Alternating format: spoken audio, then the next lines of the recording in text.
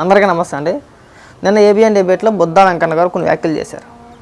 అది నారా లోకేష్ గారిని ఉద్దేశించి, అలాగే జూనియర్ ఎన్టీఆర్ గారిని ఉద్దేశించి. ప్రథమంగా డిబేట్ సారాంశం ఏంటంటే, ఆ డిబేట్కి ముందు బుద్ధా వెంకన్న గారు ఒక ప్రెస్ మీట్ పెట్టారు. ప్రెస్ మీట్ పెట్టి తెలుగుదేశం పార్టీ పగ్గాలు నారా లోకేష్ గారికి అప్పచెప్పాలి. ఎందుకంటే 2019 నుంచి 2024 వరకు ఈ 5 ఏళ్ల కాలంలో కార్యకర్తలకి, నాయకులకి అండగా ఉన్న వ్యక్తి నారా లోకేష్ గారు. ఏ కార్యకర్తకి ఏ చిన్న ఆపద వచ్చినా మొట్టమొదట అండగా నిలబడిన వ్యక్తి నారా లోకేష్ గారు. పార్టీ బలోపేతం కోసం ఆయన పనిచేశాడు. పార్టీ కార్యకర్తల కోసం ఆయన పనిచేశాడు. ఈ 5 ఏళ్లలో ఆయన పడిన కష్టం ఎవరో పడలేదు. సో ఆయనకి పార్టీ పగ్గాలు అప్పచెప్పడమే కరెక్ట్ ఆయనకి. సో మేమంతా ఆయనకి అండగా నిలబడతాం. అందులో ఎలాంటి సందేహం లేదు, ఎలాంటి మార్పు లేదు. ఎవరేమనుకున్నా కానీ ఇది మా నిర్ణయం అని చెప్పేసి నాకు ఒక ప్రెస్ మీట్ పెట్టి ఆయన మాట్లాడాడు. సరే, సాయంత్రం అదే దాని గురించే ఏబిఎన్లో కూడా ఒక డిబేట్ జరిగింది.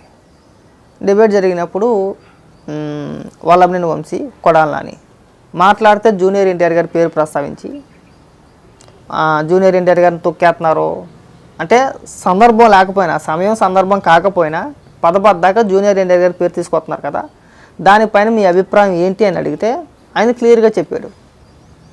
పార్టీ పరంగా నేనేం చెప్పలేను, నాకున్న వ్యక్తిగత అభిప్రాయం అయితే నేను చెప్పగలుగుతా. నాకున్న వ్యక్తిగత అభిప్రాయం ఇది. ఆయనకి పార్టీకి సంబంధం లేదు, అది నా వ్యక్తిగత అభిప్రాయం. 2014లో రాలేదు, 2019లో రాలేదు, 2024లో కూడా రాలేదు. అలాగే చంద్రబాబు నాయుడు గారిని అక్రమ కేసులు పెట్టి లోపలేసిన జైల్లో పెట్టినప్పుడు కూడా రాలేదు. భువనేశ్వరి గారిని అసెంబ్లీలో నానా రకాలుగా అవమానించినప్పుడు కూడా ఏదో తూతూ మంత్రంగా సామెతలు చెప్పినట్టు ఏదో ఒక వీడియో మాట్లాడాడు, కానీ ఖండించడం కూడా కానే కాదు అది. సో ఇది నా వ్యక్తిగత అభిప్రాయం, నా అభిప్రాయం నేను చెప్తున్నా అని చెప్పేసి ఆయన ఒక వీడియో మాట్లాడాడు.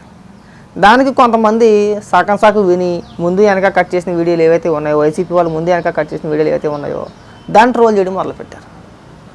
జూనియర్ ఎన్టీఆర్ గారి పైన విషయం కలుపుతున్నారనో ఇంకొకటనో అందులో క్లియర్గా ఉంది.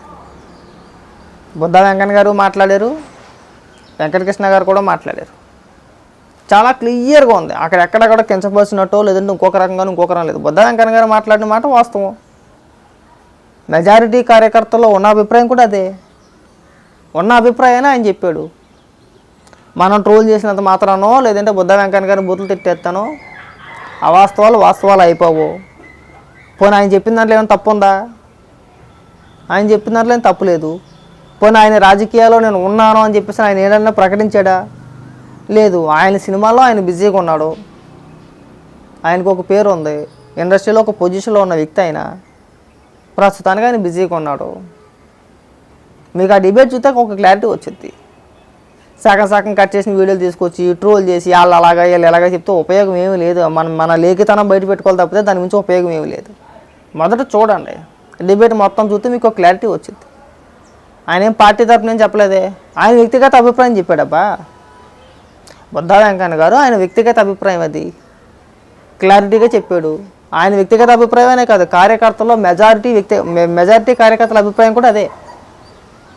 నాతో సహా నా అభిప్రాయం కూడా అదే. నేను ఎందుకంటానంటే, ఒక తెలుగుదేశం పార్టీ కార్యకర్తగా, అభిమానిగా చంద్రబాబు నాయుడు గారు బాధపడినప్పుడు, కళ్ళంట నీళ్ళు పెట్టుకున్నప్పుడు మేము ఎంత బాధపడ్డామో మాకు తెలుసు. చంద్రబాబు నాయుడు గారు అరెస్ట్ అయినప్పుడు కూడా మేము ఎంత బాధపడ్డాం అనేది అందరికీ తెలుసు. కార్యకర్తలు ఎంత బాధపడ్డారో, నాయకులు ఎంత బాధపడ్డారో అందరికీ తెలిసిందే. కనీసం చీమ కుట్టినంత కూడా లేని వ్యక్తి ఎవరన్నా ఉన్నారంటే ఆయనే. స్పందన లేదు. అరెస్ట్ అయినప్పుడు కనీసం స్పందన కూడా లేదు. మెజారిటీ కార్యకర్తల అభిప్రాయం అదే. బుద్ధా వెంకన్న గారు ఏదైతే మాట్లాడారో అది 100% నిజం, వాస్తవం అది. మీరు ఇంకొక రకంగా ఏ రకంగా చెప్పగలుగుతారు? ఈ 5 ఏళ్ల పాటు మీరు ఎవరైతే తోపు తురుముకని అంటున్నారో, ఇగో ఆయన అండగా నిలబడ్డాడు పార్టీకి, ఆయన చేసిన సేవలు అని చెప్పేసి ఇవని చెప్పేసి అని మీరు ఎవరైనా చెప్పగలుగుతారా? మనం చెప్పలేము. సరే, మేము చేయట్లేదని చెప్పేసి అని అనట్లా, అది పార్టీ వాయిస్ అని కూడా ఆయన చెప్పలా. బుద్ధా వెంకన్న గారు ఏమి ఆయన మాట్లాడేటప్పుడు ఇదిగో నా మాటే పార్టీ మాట, నేను చెప్పానంటే పార్టీ చెప్పినట్టు, నేను పార్టీలో ఒక కీలక వ్యక్తిగా నేను చెప్పట్లేదు, లేదంటే పార్టీ తరపున నేను మాట్లాడట్లేదు, నా వ్యక్తిగత అభిప్రాయం నేను చెప్తున్నా. అని వ్యక్తిగత అభిప్రాయం చెప్తున్నా అని చెప్పేసి ఇంచుమించు ఒక 4-5 సార్లు చెప్పాడు ఆయన. వెంకటకృష్ణ గారు, ఇది నా వ్యక్తిగత అభిప్రాయం, దీన్ని మరి మీరు వేరే విధంగా తీసుకెళ్ళమాకండి అని చెప్పేసి ముందు చాలా రిక్వెస్ట్గా చెప్పాడు ఆయన. మనం దాన్ని పట్టించుకోము, డిబేట్ పూర్తిగా మనం చూడము, ఎవడో ఏదో కట్ చేస్తాడో దాన్ని తీసుకొస్తారు, ఇక్కడ వైసీపీ వాళ్ళు ట్రోల్ చేస్తారో మనం ఇక్కడ గొడవలు చేయించేసుకుంటాం. ఆయన అలాగన్నారు, ఈయన ఎలాగన్నారు. మీకన్నా ఎక్కువ ఉంటాయి మాకు, మీరు ఒకరే కదా అమ్మాలి, మేము కూడా అమ్మాలమే, మేము కూడా ఆయనకి అభిమానులమే కాదనట్లే కదా. కానీ రాజకీయాలు వేరు, సినిమాలు వేరు కదా. ఆయన ఎక్కడ కూడా చెప్పలా. ఇంకొక మ్యాటర్ కూడా చెప్పారు అందులో క్లియర్గా. కొడాలి నాని వల్లభనేని వంశీ బహిరంగంగా చంద్రబాబు నాయుడు గారిని విమర్శించేటప్పుడు ప్రతి ప్రెస్ మీట్లో కూడా జూనియర్ ఎన్టీఆర్ గారి పేరు ప్రస్తావించి, ఒకసారి 2 సార్లు కాదు, అనేక సందర్భాల్లో జూనియర్ ఎన్టీఆర్ గారి పేరు ప్రస్తావించి చంద్రబాబు నాయుడు గారిని విమర్శ చేసినప్పుడు కనీసం ఒక స్పందన ఉందా? మీరు మా పార్టీ కాదు, మీరు మా పార్టీకి సంబంధించిన వ్యక్తులు కాదు, మేము ఇంటర్నల్గా మాకు ఎన్నో ఉంటాయి, మీరు నా పేరు ఎందుకు ప్రస్తావిస్తున్నారో, మీరు ఎందుకు విమర్శిస్తున్నారని చెప్పేసి ఎక్కడ కూడా ఒక స్టేట్మెంట్ కూడా ఇవ్వరా? అలాగని చెప్పేసి మద్దతు ఇచ్చినట్టు కూడా ఎక్కడ కూడా స్టేట్మెంట్ లేదు. నేను దానికి కాదని అట్లా. సో ఆయనకి రాజకీయాల్లో బుద్ధ వెంకన్న గారు క్లియర్గా చెప్పారు, ఆయన అభిప్రాయం అది, ఆయన వ్యక్తిగత అభిప్రాయం, దాని పార్టీకి రుద్దమాకనక ముందు మొదట మనం చూడడం నేర్చుకోవాలి. ఆ డిబేట్ సారాంశం ఏంటి, ఆ డిబేట్లో ఆయన ఏం మాట్లాడాడు, అడిగిన క్వశ్చన్ ఏంటి, ఆ క్వశ్చన్కి వీళ్ళని సమాధానం చెప్పాడు, ఈయన సమాధానం చెప్పాడు, అది మీరు గ్రహించాలా. అది మానేసి మనం కూడా పీఠం గొర్రెలాగా ఏది పడుతుంది మాట్లాడితే ఇక్కడ ఎత్తగా ఉంటుంది. ఇక్కడ అంటే ఇక్కడ కొడాలి నాని వల్లభనేని వంశీ చంద్రబాబు నాయుడు గారిని, లోకేష్ గారిని ఎన్ని బూత్లనే తిట్టేయచ్చు, మధ్యలో జూనియర్ ఎన్టీఆర్ గారి పేరు ప్రస్తావించవచ్చు. ఇక్కడ మళ్ళీ ఏమన్నా అంటే మనోభావాలు దెబ్బతినేస్తాయి. ఇక్కడ ఎవడ ఖండించాడు, ఎవడైనా ఖండించాడా? జూనియర్ ఎన్టీఆర్ గారి పేరు ఎందుకు ప్రస్తావిస్తున్నారా మీరు? చంద్రబాబు నాయుడు గారిని, లోకేష్ గారిని, కుటుంబ సభ్యులను బూతులు తిడుతూ మా పేరు మీరెందుకు ప్రస్తావించాలా? మా కుటుంబ సభ్యులు దూషిస్తూ మీరు నా పేరు ప్రస్తావిస్తున్నారని చెప్పేసి ఎవరైనా ఖండించాడా? అంటే లాజికల్ మీకే కాదు, బొక్కలో లాజికల్ అందరికీ ఉంటాయి.